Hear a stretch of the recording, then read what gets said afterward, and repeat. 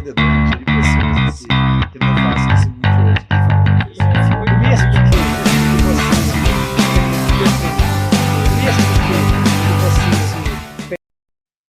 Olá para você que está chegando aqui para ouvir ou assistir o podcast Fora da Curva, o podcast dos engenheiros Fora da Curva, podcast da ASE, Associação Sete Lagoana de Engenheiros, aí com a colaboração e apoio do CREA de Minas Gerais e também do Sistema Confea, CREA e Multa. E hoje a gente tem um episódio muito importante para quem quer seguir na área de empreendedorismo na engenharia. E estamos recebendo aqui dois grandes feras da área de empreendedorismo, um de cada área, um da área da mecânica, mais voltado para elevadores, que é o Ronaldo Bandeira, presidente da Associação Brasileira de Engenheiros Mecânicos e Industriais de Minas Gerais, e também o Igor Cruz, que é empreendedor na área do ramo da construção civil, proprietário aí da Tessa Engenharia e também formado em engenharia civil. E eu vou deixar um pouquinho eles se apresentarem para a gente já partir para esse papo, que eu tenho certeza que você vai curtir muito. Ronaldo, se apresenta aí para a gente. Bem, me chamo Ronaldo Chartuni Bandeira, eu sou engenheiro mecânico, presidente da ABMEC, Associação de Engenheiros Mecânicos e Industriais de Minas Gerais, e a minha área específica é de elevador, eu sou consultor e proprietário da VTC Consultoria em Transporte Vertical e minha pós-graduação na área de avaliação e perícia e engenharia de segurança. Obrigado, Ronaldo. Você, Igor? Eu sou o Igor Cruz, sou engenheiro civil, engenheiro de segurança do trabalho, tenho um MBA em gestão de projetos também. E hoje estou como sócio da Tessa Engenharia. Nós somos uma empresa de execução de obras voltado à prestação de serviço para indústria, comércio e áreas corporativas. Boa, então o papo hoje vai ser completo, né, com dois engenheiros que atuam em áreas distintas. Eu acho que isso é interessante para a galera entender que em toda a área da engenharia consegue empreender, né? E nada melhor do que ouvir quem já está trilhando esse caminho, já passou por muito caminho das pedras aí, né? Exatamente. Né? E primeiro quero agradecer vocês aí pela presença, né? Ronaldo, grande amigo, o Igor também. O Igor teve na primeira temporada do nosso projeto, ainda na pandemia. Obrigado por compartilhar o conhecimento com a gente novamente. Vamos partir para o que interessa, né? Como é que foi entrar nesse mundo do empreendedorismo, assim? Essa decisão de empreender foi, eu vou até começar primeiro com o Igor. Foi um sonho, foi necessidade, uma oportunidade que você enxergou, ou foi um acidente, assim, que surgiu, alguma coisa que surgiu? O Michael, a gente sempre teve uma ideia, né? Quando eu falo a gente, tanto eu, tanto o sócio hoje da Tessa que o Eduardo, nós somos amigos, né? A gente sempre teve uma ideia de, a partir do momento que a gente tivesse uma experiência assim, no mercado, voltaríamos para Belo Horizonte para tentar empreender e fazer algo do tipo, né? Não sabíamos quando que a gente ia desenvolver isso, a gente sabia que iria em algum momento, né? Então, assim, né, teve uma época que a gente entendeu que seria importante já fazer essa virada de carreira antes de galgar cargos maiores ou ter responsabilidades maiores, né? Então, a gente entendeu que lá em 2018 era uma oportunidade para a gente realmente largar tudo e começar do zero. Foi o que a gente fez aí, riscou e foi, né? É muito interessante que você pegou uma experiência profissional antes, né, de empreender, né? Exatamente.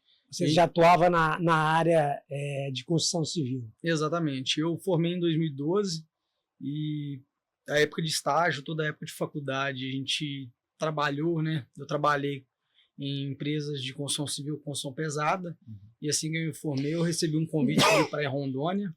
Então, assim, falei, opa, Rondônia, vamos embora, né? Vamos entender como é que é esse mercado de trecho aí. Então, assim, minha primeira experiência como engenheiro já foi uma usina hidrelétrica em Rondônia e a partir daí foi girando. Então, basicamente, depois de 7 anos aí trabalhando no trecho, basicamente, né? Pará, Rondônia, Rio Grande do Sul, São Paulo, rodei bastante. Aí viemos para cá, né? Então, realmente consegui pegar uma boa experiência, que em obras grandes você vê muita coisa, né? Você vê de tudo, você vê cultura diferente, gente diferente, modelo de gestão dinâmico, então consegui agregar muita coisa aí para a gente trazer para a Tessa. Deu para desenvolver muita habilidade e muita competência nesse tempo, né? E ajuda hoje com certeza na sua empresa. Exatamente. E você, Ronaldo, como é que foi iniciar nessa vida de empreendedorismo?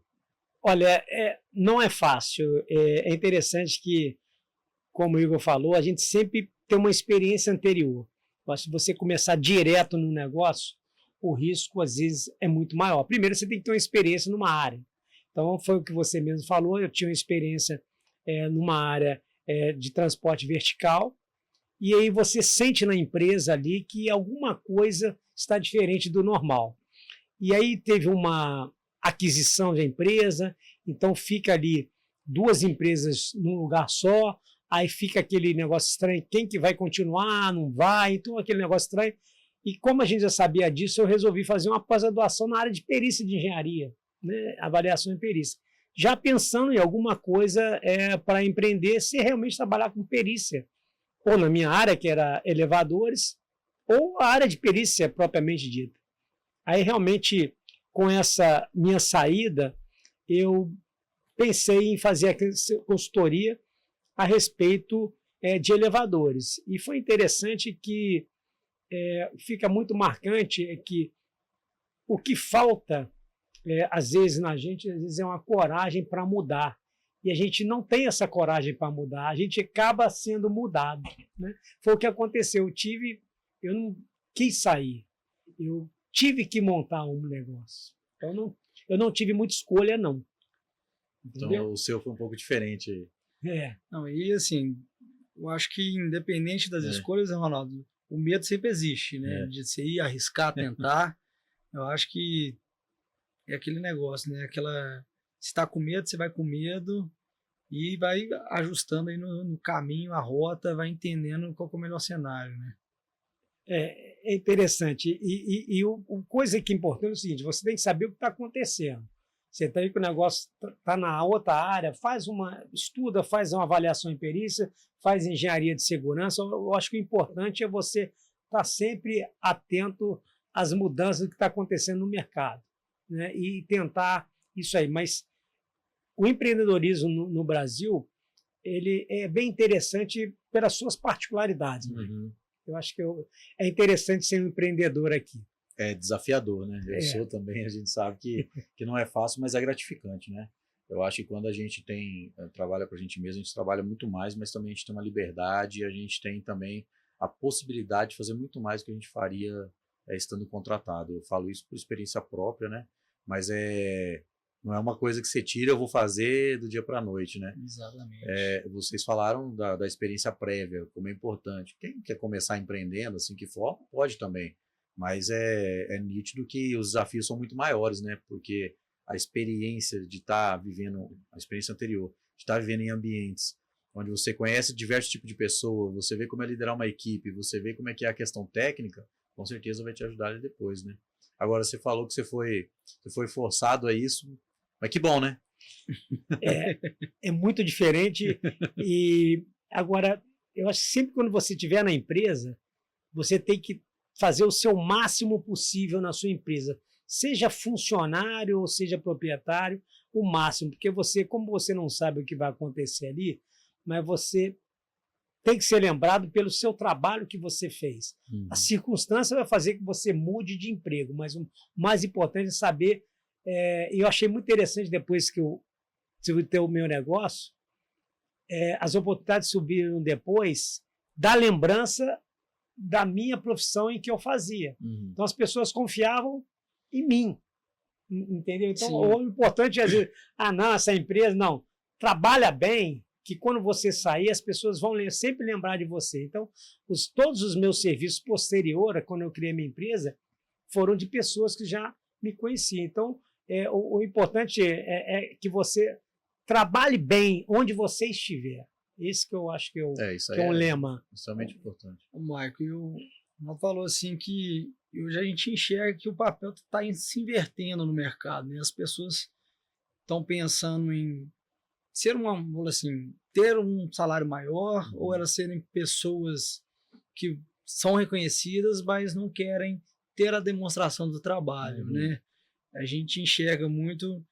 A gente ouviu muito o pessoal fala de ter espírito de dono, né? A gente, como empresário, a gente não está esperando que o funcionário ele se sinta dono da empresa igual a gente, mas que ele se sinta dono da parte das entregas dele. Sim. E que ele enxergue que o que ele está lá fazendo é o salário dele. Então, para partir para um outro momento, ele tem que buscar fazer mais, né? Fazer mais, fazer melhor, ter isso. E o mercado vem mostrando uma rota diferente, que assim, eu me remunere, me reconheça, que depois eu faço, né? É surreal isso, né? Então, assim, o Ronaldo falou muito que, assim, o que você traz de experiência, independente do seu nome, é o que você vai construir lá na frente, né? Então, se eu tenho experiência, se eu trabalhei, tive dificuldades, eu aprendi a fazer diferença, qualquer lugar que você for, você vai fazer. Então, a experiência de você fazer é muito importante, não? Isso é verdade. Eu acho que a pessoa ter aquela cultura de resolvedor de problema, né? Ou seja, ela vê ali e vê como pode tornar aquilo, o que ela faz, o serviço dela, de uma forma mais otimizada, uma solução. É assim que surgem ideias para você depois empreender. Agora, essa questão que você falou, é uma questão que a gente tem passado em todas as áreas, cara. Primeiro, você tem que comprar para ver se vai ser entregue, né? Exatamente. Tipo assim, e eu cresci num outro mundo. Você trabalhava para mostrar serviço. E eu falo isso porque aconteceu isso comigo esse ano. Foi tão surreal. Uma pessoa com 3 meses de trabalho veio cobrar um reconhecimento com aumento de salário, cara. Gente, que mundo vocês estão? Porque assim, quando eu comecei no mundo profissional, era tinha ano que era só o dissídio. Porque você não merecia? Não é porque não merecia. É porque a cultura da empresa era uma. Agora, a cultura onde eu estava agora era uma cultura outra, de, lógico, melhorar as coisas mais rápido e tal, mas, cara, a amiga minha, diretora de empresa, me contou que com 28 dias um funcionário chegou pedir aumento e reclamar que não estava sendo reconhecido. Parece que é mentira, né? E não é. É absurdo, né, cara? Tipo assim, eu acho que as coisas não são assim. É aí que a gente vê que outro desafio do empreendedor, né? Gerir pessoas, né?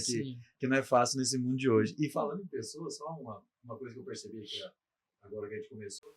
Ronaldo, você é um empresário unipessoal, né? Você que é empresário. Você já tem um sócio. Como é que foi, Ronaldo? Você optou por não ter um sócio, tentou e não deu certo? Como é que foi? Interessante. Nessa oportunidade que eu saí da empresa, vieram me chamar para ser sócio. Então, eu tinha a possibilidade de ter uma empresa com um sócio, fazer manutenção, ou a oportunidade de fazer uma consultoria. A experiência eu tinha. O estudo eu tinha pela pós-graduação. Eu decidi não abrir, porque naquela época a mão de obra já estava meio difícil e você começar do zero não seria uma boa, acho uma dificuldade maior, pelo menos na minha área, você começar com 0 elevadores para manutenção.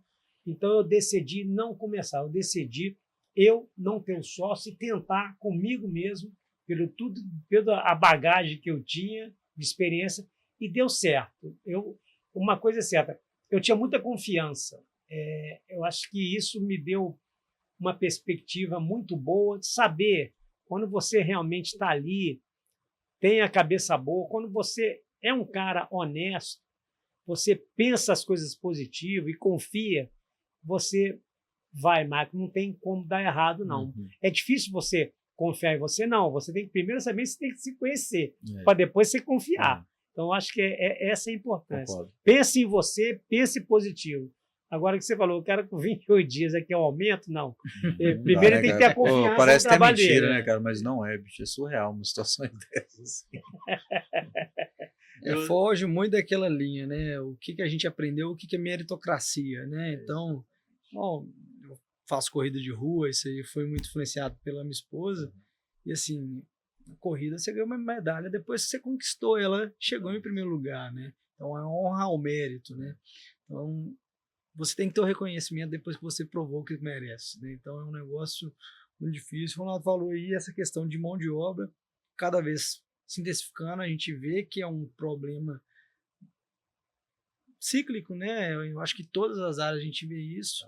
Então acaba que você não é mais só aquela mão de obra que faz, é a mão de obra de gestão, vai mesclando tudo, né? Então acho que o Ronaldo falou de o empreendedor ser mais individual, está fazendo muito mais sentido hoje também, né? Para você conseguir desenvolver alguma coisa que está no seu domínio e que, assim, eu vou te entregar com excelência aqui, né? Sou eu tenho confiança, né?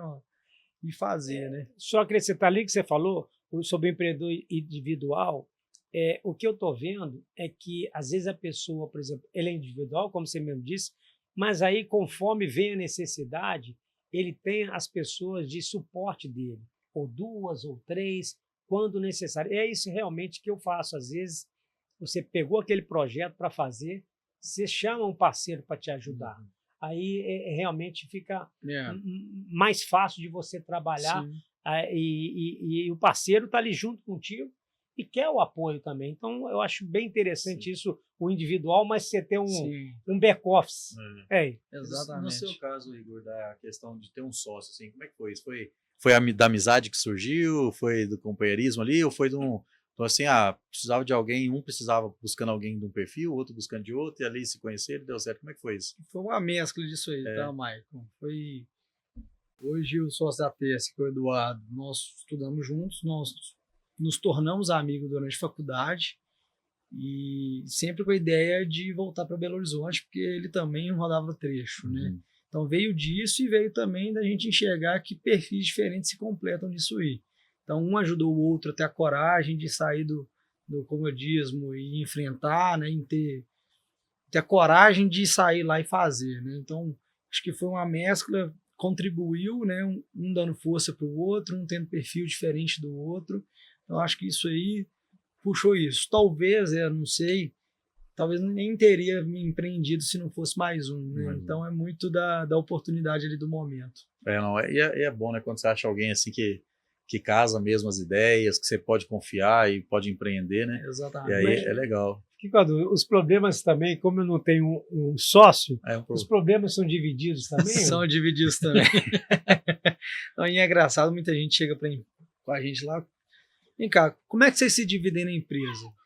A gente fala assim, não, a gente divide, um faz isso aqui, o outro faz o outro, mas na verdade a gente faz tudo junto, porque um problema, às vezes, como é que você resolve sozinho, não tomar decisão? Você tem que ter o outro tomando decisão também. Às vezes o administrativo está mais sobrecarregado, então o outro tem que dar um apoio, às vezes a técnica lá na obra está mais pesada, o outro também tem que dar apoio, dividir a técnica. Então acaba que se divide muito. Mas não tem assim, um é comercial, o outro... Ele pode ter mais o sangue comercial, mas os dois fazem todo o trabalho se precisar na empresa. Exatamente. Basicamente isso. Cada um tem um direcionamento do setor que atua, mas tem uma mescla. Interessante. Interessante, né? Porque daí, seja, se um tem um problema aqui, o outro já está pronto ali para ajudar, porque também conhece todas as áreas. Interessante. E aproveitar, nem estava programado isso não, mas falar para o pessoal aqui, quem é empreendedor unipessoal ou quer empreender de forma individual, no CREA não precisa mais pagar o registro da empresa ou o registro pessoal. Você paga somente uma anuidade agora, em vez de duas. Ou seja, essa é uma demanda de há muito tempo, e agora com esse plenário reformista que tem dentro do Conselho Federal, a gente conseguiu fazer com que... Eu nem me apresentei no início, mas a turma já me conhece aqui, né? Como Conselho Federal, mas agora não precisa pagar mais duas vezes, então era um absurdo, né? A gente tem que pagar quanto profissional, e você, a sua empresa, você paga pela empresa também, então agora a gente tem esse benefício aí que não precisa mais pagar. Então, voltando aqui, qual foi o maior desafio para vocês, assim, quando... Uma coisa que vocês surpreenderam, não chega a ser um desafio, o que surpreendeu vocês ao empreender? Que assim, que você falou, caramba, não aprendi isso na faculdade, não. Porque a faculdade, a gente já sabe que a faculdade de engenharia hoje, ela não forma o cara para empreender. Mal forma para ser engenheiro, e assim, não é culpa dos professores, é culpa assim, uma lei de 66, um MEC que não quer atualizar a grade curricular, não forma pessoas para essa realidade do mercado que a gente tem hoje, onde é muito volátil, as coisas mudam toda hora, né? Então, o que vocês perceberam ao empreender? Cara, isso aqui não aprendi na faculdade, mas se tivesse, teria me ajudado muito. O que você pensa? Eu falo, hoje, o que falta bastante ainda na faculdade é saber você ver a parte financeira da empresa, assim.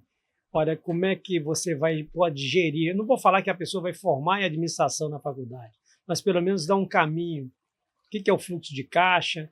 Como é que você sabe se a sua empresa está indo bem? O que é um lucro? Quando você montar uma proposta, quase realmente o que é custo unitário, custo direto, custo indireto, BDI. Eu acho que isso aí fez uma falta muito grande. Mesmo que você tenha aprendido na faculdade, que hoje eu não posso falar se tem isso faz uma falta, essa parte financeira.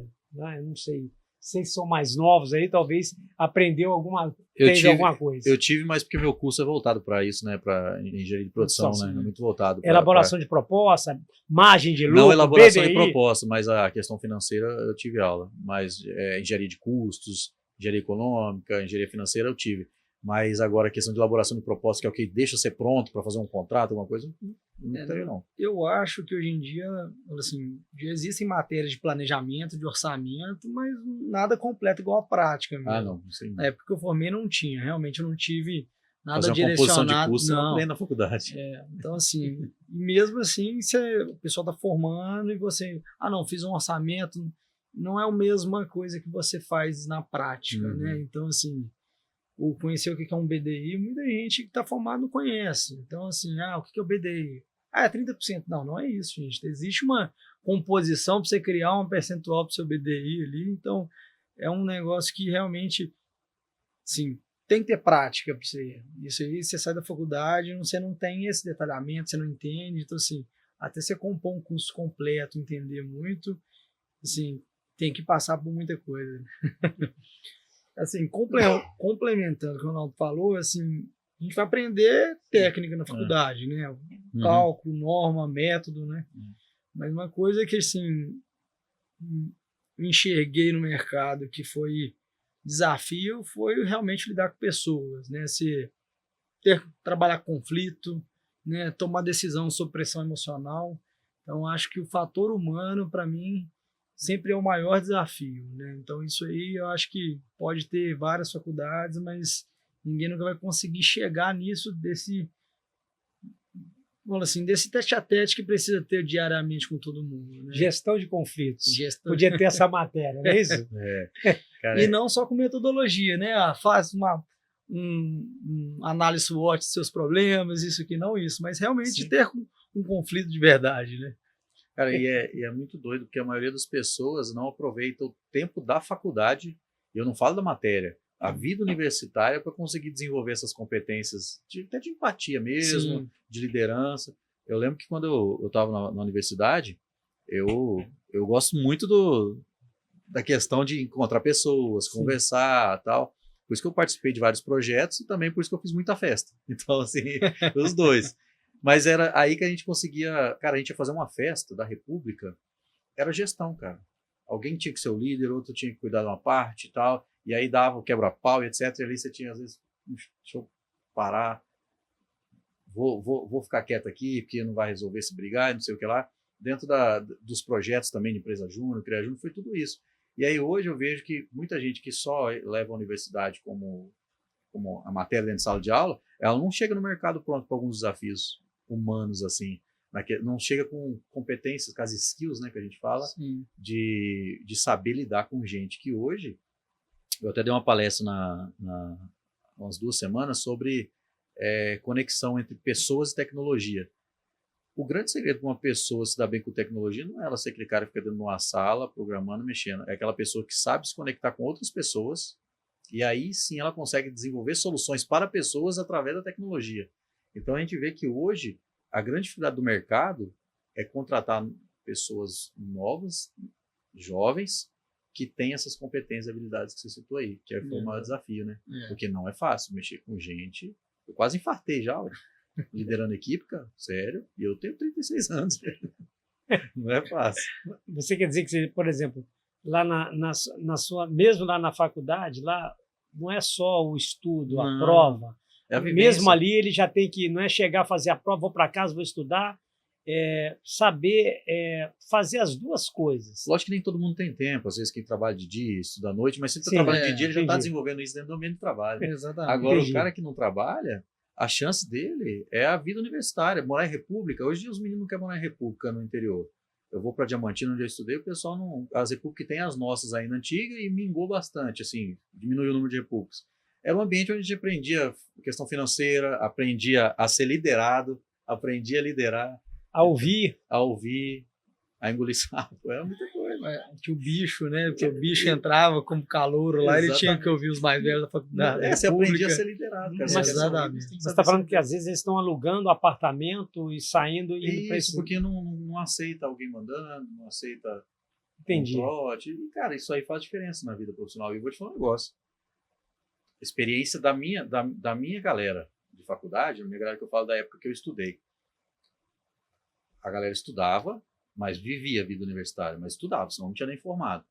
Essa galera, hoje, é as que estão tendo maior sucesso como empreendedor. Estão com empresas grandes, gente com 200 funcionários, 300 funcionários. E aquela galera que focava só dentro da sala de aula e que não queria interagir, não queria participar de grupos, de círculos, é a galera que seguiu na vida acadêmica ou hoje está sendo contratada pelos outros. Então, assim, eu estou falando uma experiência que eu percebo, os dados que eu tenho, né? Mas não sei se essa é a realidade de todo mundo, né? É um pouco também do que a gente estava conversando até antes da gente entrar da pandemia, né? Então, assim, o home office está transformando a turma para ser mais reclusa, né? Não tá se criando habilidade social, né? Então, aquilo que o pessoal hoje fala assim, minha bateria social acabou, né? Então, assim, tá faltando isso de todo mundo. Interagir mais, relacionar, que é isso que, independente de qualquer coisa, vai te levar para frente, né? Então, assim, um relacionamento. Você não vai cair com relacionamento de paraquedas. Você vai lá ter a parte da conquista, ter a conversa, ter a vivência. Então, acho que todo o ramo, né, da vida, você precisa ter relacionamento. Então, tem que ter esse desenvolvimento. Então, esse home office, essa toda reclusão está trazendo profissionais que não conseguem desenvolver isso aí, né? Não consegue trazer um cliente para junto do jogo, não consegue mudar o cenário dentro da empresa com os colegas. Então, assim, é um cenário que, assim, onde que a gente vai chegar com isso, né? Se a gente não aprender a voltar a ter relacionamentos de verdade, né? Relacionamento é a base de toda empresa, né? Não tem jeito. Acho que você pode ser a melhor empresa com o melhor portfólio, mas se você não tiver um contato que te reconhece, que te chama para um orçamento, que você vai compartilhar sua técnica com ele, você vai acabar não conseguindo te gerar mais contratos também, né? Um pouco nessa linha também. Sim, uma coisa que eu percebi estando na política, mas é quando eu olhei para o meio privado, eu vi que era a mesma coisa. É que os grandes contratos e grandes parcerias, as grandes oportunidades, elas não estão dentro da sala de reunião. Elas estão numa confraternização, num happy hour, num almoço ali. É aí que acontecem as coisas, que as pessoas têm tempo para conversar, que elas conseguem se abrir. Porque uma reunião hoje, você vai marcar reunião com alguém, você, lógico, tem que ser persuasivo, tem que apresentar um produto que vale muito a pena e tal. Mas até você chegar a ter uma reunião, muitas das vezes a reunião só surgiu porque você conheceu alguém. Exatamente. Né? E é o que a gente não vê acontecendo muito hoje, né? Isso é verdade. Agora, conta uma coisa, assim, pessoal que quando a gente faz essas conversas, esses bate-papos, a gente sempre pede para alguém contar alguma história, né, relacionada ao tema, assim. Tem alguma história marcante de vocês, ou seja, um erro, uma crise, um acerto que mudou a percepção de vocês em relação ao empreendedorismo? Eu tive uma experiência bem interessante, Mark. Eu fui fazer um trabalho no Rio, na época, fazer o estudo dos elevadores da Vila Olímpica, lá na época das Olimpíadas no Rio de Janeiro. E aí nós recebemos uma missão lá com o meu parceiro de Salvador. Você fez aqueles prédios lá da moradia dos atletas? Ilha Pura. Ilha Isso. Pura? Eu Ilha trabalhei Pura, lá naquelas a parte do cálculo de tráfego para saber quantos elevadores, velocidade. Era da Hyundai os elevadores, né? Era. E aí o que acontece? Eu peguei as informações e lá tinha incorporador, que é a sua área, e tinha o COI, que é o Comitê Olímpico Brasileiro. Pelo cálculo de tráfego, nós tínhamos as características do elevador. Mas só que tem que o COI era mais exigente do que a norma brasileira. Então ficou aquele impasse. Fator de quantidade, de segurança. O COI, por exemplo, o COI queria que um prédio residencial ele não leva o tempo assim de espera do usuário. Você mora um prédio comercial, sim, se importa com o tempo de espera. Claro. Mas o COI não, eu quero esse aqui. Então, e o incorporador ficou, mas se eu mudo as características desse prédio, os elevadores vão ser mais caros, e aí o meu prédio vai ser mais caro, eu posso ter dificuldade de vender. Sim. Entendeu? Então, esse impasse que fez assim, eu pensei, mas como é que nós vamos ter uma saída? Então foram reuniões, não, mas tá vendo, esse elevador aqui, se eu comprar, ele vai ficar mais caro, meu prédio vai ter que sair mais caro, não consigo vender, e etc. Então ficou todo esse estudo até chegar num denominador comum para que o empreendedor pudesse ter o seu faturamento e o qual satisfeito com os atletas não demorando na espera do elevador. Então isso me marcou muito aí nesses anos. E foi muito complicado, porque foi muito estudo, gráficos, valores. Você imagina aí, cada prédio você tinha assim, 10, 12 possibilidades de equipamento. Nós estamos falando velocidade, capacidade, tipo de porta. Então, eram muitas variáveis e valores.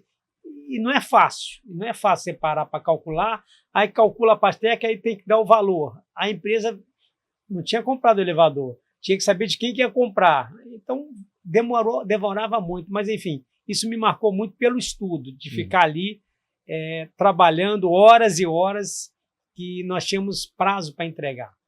Entendeu? Interessante, né? O pessoal só chega a ver as coisas prontas e não sabe todo o trabalho que tem por trás, né? Eu vejo, agora tá falando aí, cada parte técnica muda o preço, na hora de você dar um desconto você tem que pensar em outra parte técnica, aí você começa, né? É uma vai e volta o tempo inteiro, né? Interessante, eu gostei, isso foi desafiador. Eu vi aquela obra lá, ali teve muito erro de cálculo de material ali. Eu lembro que na época eu estava dando consultoria de vendas para o Odebrecht, né? Porque o know-how deles é construir, não é vender. Isso. E aí nessa área de fim de obra, cara, eu vi sair lá só de porcelanato, 3 carretas carregadas de porcelanato que sobrou. Os caras venderam a preço abaixo do preço de custo. Ou seja, o desperdício que foi aquilo ali teve muita coisa, né? Uma obra muito grande, né? Não, lá era gigante, né? Mas ficou bonita, né? Depois eles venderam aqueles apartamentos, né? Isso. Eu lembro que você podia comprar antes da Olimpíada, eu acho, depois. Ilha Pura. Ilha Pura, Aquela época a gente ficou morando lá. Eu fiquei morando lá no Rio de Janeiro um tempo por causa desse negócio lá. Deu trabalho aquilo, mas foi bom. Você acredita que minha empresa começou? Eu abri a empresa lá. Foi por causa disso. Foi por causa dessa obra das Olimpíadas lá no Rio de Janeiro. Em 2014. Interessante. A Olimpíada foi... Agora eu não lembro. A minha empresa abriu em 2014. A gente começou então nessa época. Porque teve pessoal reformando para a Copa, né? Que teve muita coisa de estádio. A Olimpíada foi logo depois também, né? Foi. Teve algo assim. Tá certo. Acho que foi 14, 16. Isso, acho que foi 16. Assim, né? Mesmo, foi Rio 2016. Foi isso mesmo. Eu acho isso mesmo. Isso. E eu sei, tem alguma história? Sim, a gente passa várias obras, a gente tem muita... Assim, quando a gente fala de história complicada em obra, a gente sempre está falando em custo, né? Então a gente sempre olha no que é eventuais prejuízos, né? Mas eu tenho uma história engraçada que a gente estava começando a empresa, a gente ainda não tinha feito obra fora aqui da região metropolitana de BH, né? A gente foi fazer uma obra mais longe, foi que nem tão longe assim, foi lá em Capela Nova, pouco depois de Lafayette. E assim, é um desafio de você fazer uma obra daqui, ainda você não tem uma equipe de gestão para você vai ir e voltar. E era uma obra pública, e na hora que a gente olhou o preço não batia, não estava certo, como é que eu compro material, como é que eu não compro. Então a gente teve que criar a solução para executar a obra lá sem tomar prejuízo, né? Então eu brinco muito com minha esposa que o dia que deu o estralo da gente fazer as contas, a gente estava saindo para curtir meu aniversário num sábado. Eu falei, peraí, não, deixa eu parar aqui e fazer essas contas aqui. A gente saiu de uma obra que a gente ia comprar todos os materiais lá para ter que montar uma central de pré-moldados no local, comprar cimento com bag, fazer tudo, teste, construir mesa vibratória, fazer ensaio, tudo lá, porque senão a gente ia fracassar, né? Então a gente chegou, falou assim, ó, se a gente não mudar como fazer, a gente não vai dar conta, né? E isso acaba moldando a mentalidade depois de como é que eu vou com uma obra pública, não é só mais desconto, deixa eu estudar, como é que eu componho o custo antes de ir para a obra, quem que realmente vai gerir. Então, essas pequenas coisas, vamos falar assim, pequenos desafios, acabam moldando um pouco ali de como você vai construir um prédio de obra. Sim. Então, a gente leva isso muito para dentro da empresa, né, de o que a gente tem tomado prejuízo, o que não tem ficado dentro do orçamento, qual que é a solução que a gente pode propor para fugir do óbvio, mas tentar trazer uma produtividade melhor para a empresa. Então, assim... Vocês utilizam os dados passados para poder... E, assim, nada diferente do que tomei um tapa lá atrás, agora deixa eu ver como não vai acontecer de novo. Mas esse aí eu lembro que, assim, foi muito marcante, porque a gente teve que refazer toda a obra na mão lá, refazer tudo, porque senão a gente não ia conseguir, né? Então, assim, foi bem interessante. Mas, assim, tem vários casos que a gente começa a enxergar que tem que entrar para dentro do jogo, né? Você Sim. tem que olhar no detalhe mesmo, ter gente para isso, né? Sozinho realmente é difícil, né? A Sim. gente, por mais que você está falando a parte técnica que você vai aprumar, você precisa de gente junto topando a ideia também, Sim. né? Então, assim, dependente de qualquer coisa, você tem que ter gente junto para topar fazer isso, né? Ainda mais mexer com obra pública, né? Eu já dei consultoria em gestão de obras, assim, 5 municípios, cara, no Vale de Quitonha. Não teve uma obra que não teve aditivo, cara. Os preços estavam errados, aí uma obra planilha era feita baseada num projeto do Rio Grande do Sul, nem faz frio no Vale de Quitonha, tanto erro que tinha, e aí, cara, a empresa, além do perrengue de ter que fazer dentro daquele recurso que está disponibilizado, que já não era possível, porque os preços eram defasados, ainda a prefeitura não pagava.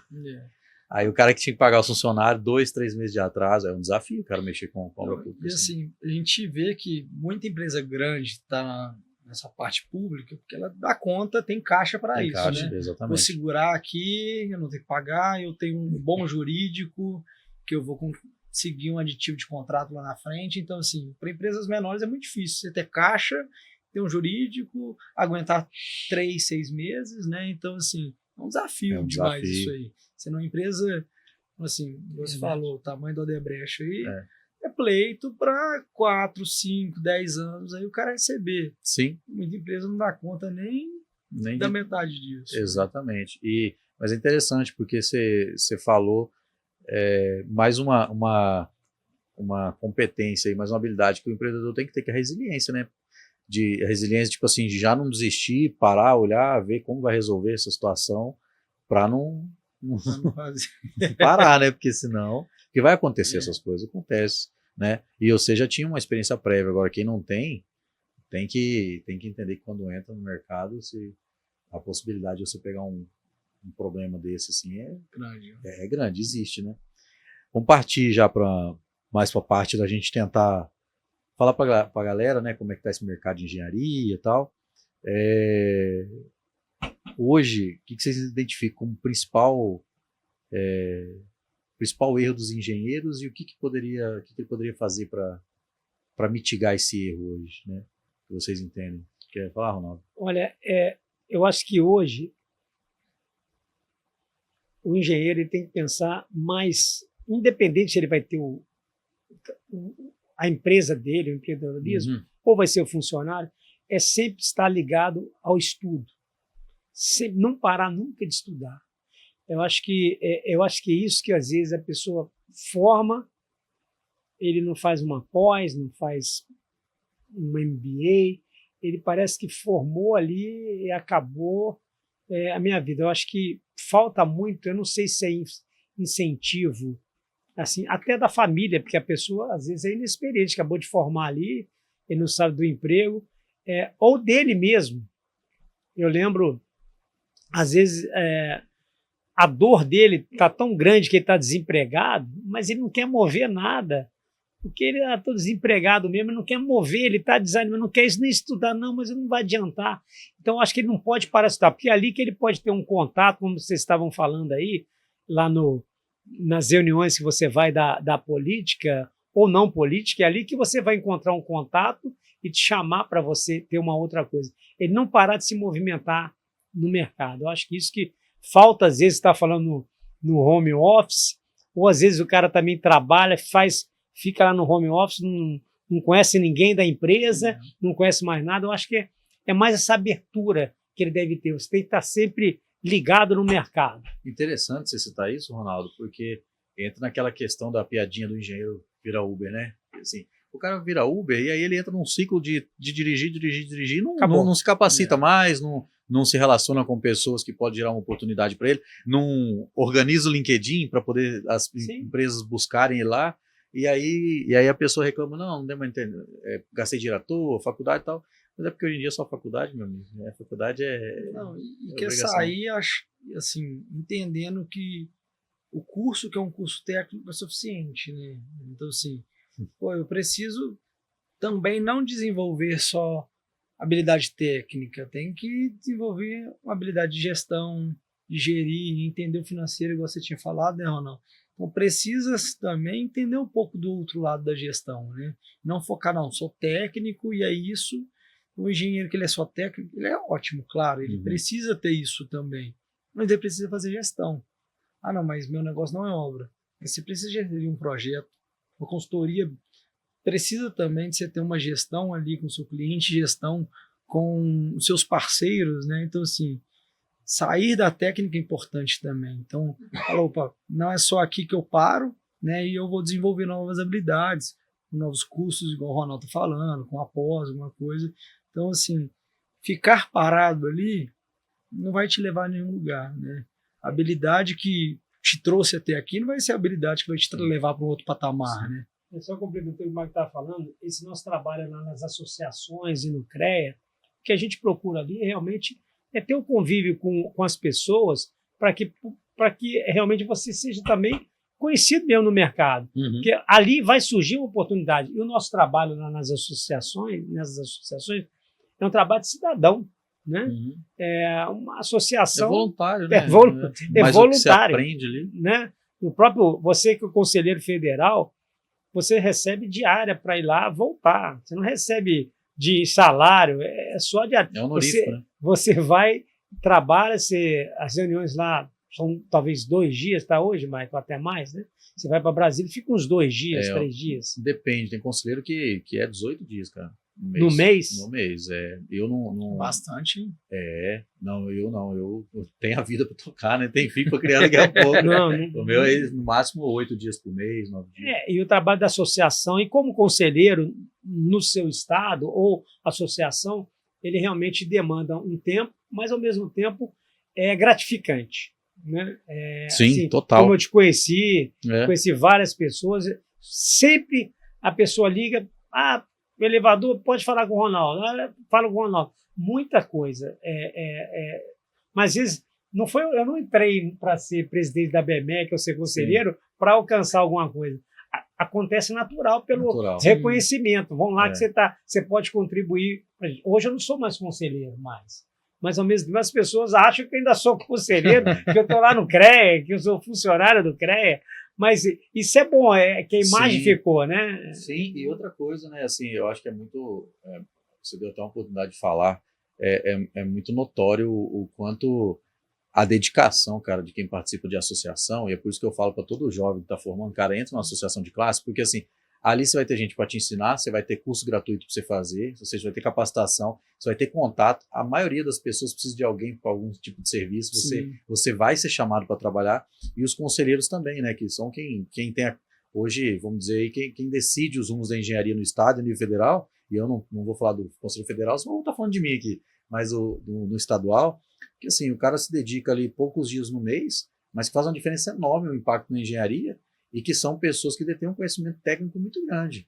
Sim. Então, assim, e de forma honorífica ou voluntária, cara, assim, que não recebe salário, sabe? E tem trabalho, pessoal, o cara vai lá para a reunião. Meu amigo... Não é só passear, né? Cara, tinha reunião que eu tinha 25 muita processos coisa, né? para relatar, cara. Ou seja, para relatar 25 processos na reunião, eu tive que passar a semana inteira lendo o processo, avaliando, buscando prova, que é um processo administrativo, mas é como se fosse jurídico, né?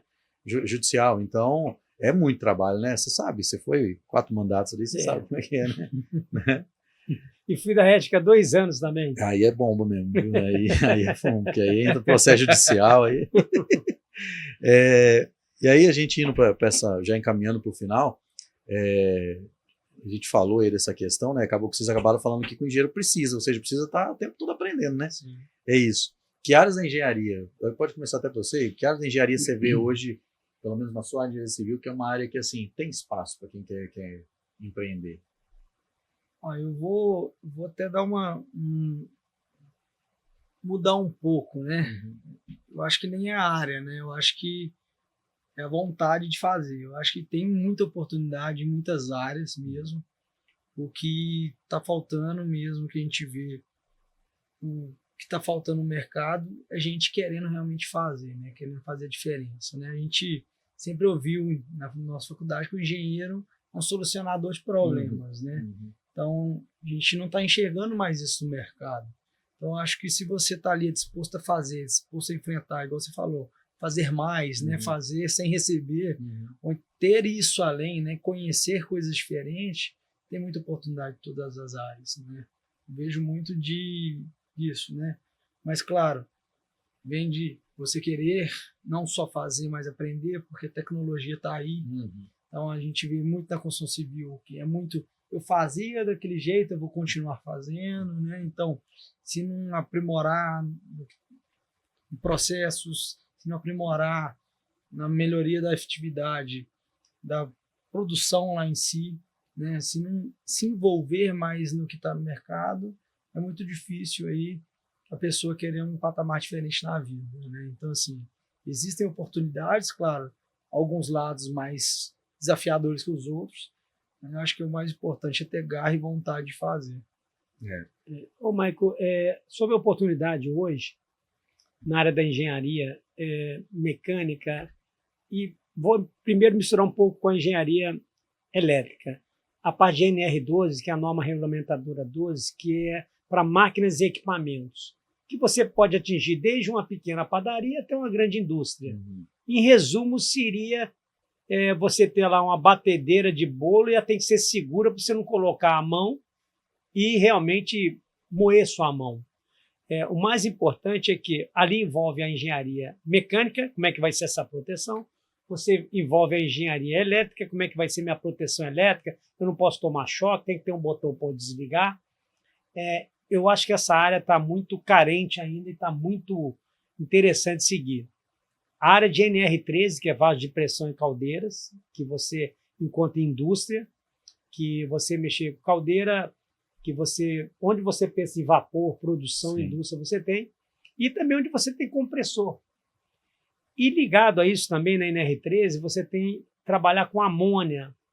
Amônia hoje você usa em refrigeração pesada, né? Assim, laticínios, empresas que precisam de congelamento, e também agora na fertilização, que está usando muito amônia. E eu vejo uma área da amônia para desenvolver, mas é importante, principalmente na NR13, por mais que você estude, é muito complexa a engenharia. Você tem ali junto troca de calor, você tem materiais, você tem temperatura. A amônia varia 100 graus de variação. Então você tem toda a engenharia. Não adianta você formar e vai trabalhar, não. Então exige muito estudo essas duas áreas da engenharia, NR12 e NR13. Essa que é a importância, eu acho, umas duas áreas da engenharia. Fica a dica aí, dica do Ronaldo sobre as áreas e a dica do pensamento, do perfil que tem que ter aí que o Igor deixou. E agora eu vou fazer uma pergunta para cada um, né? Primeiro para o Igor aqui. O que você diria, Igor, para o engenheiro que tem vontade de empreender, mas tem medo de começar? Cara, eu diria, vai com medo. Vai com medo. Então, vai com medo. Então, o medo você adequa no caminho, você aprende a conviver com ele, mas não deixa de começar, não.